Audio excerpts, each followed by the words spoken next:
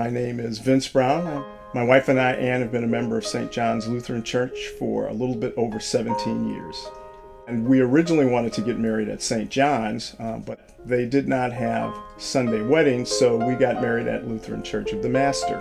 My parents weren't very religious, but my grandparents were.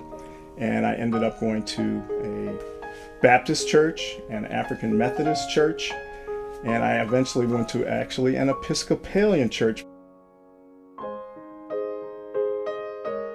As our two kids both started out in confirmation here at St. John's, and my oldest son, Bryce, he asked the metaphysical question, is there any scientific proof of the existence of God? And he actually got to talk with Pastor Scott and sat in the big chair and had a real adult conversation. It's very difficult to get teenagers interested in church.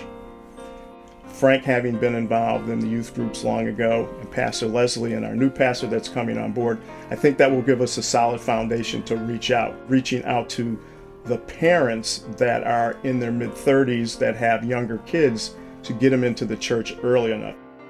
I enjoy being a lector, and that has also forced me to read the Bible and focus on the lesson that I'm reading, but also expand into the readings.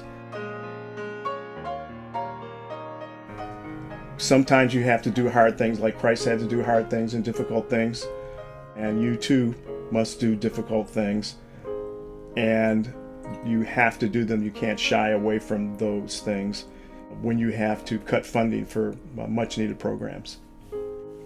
Ann's mom, Jackie, she and her dad, her late dad, Bob Boynton, were very much involved in the Lutheran Church outreach to Rwanda. And I can now see the results, particularly some of the youth that have gone over to Rwanda, and the stories and the outreach that they've done there is something that is very difficult to explain, but it gives you that good feeling that we are actually having a big part of helping that country heal. My faith journey has been very long and very complicated.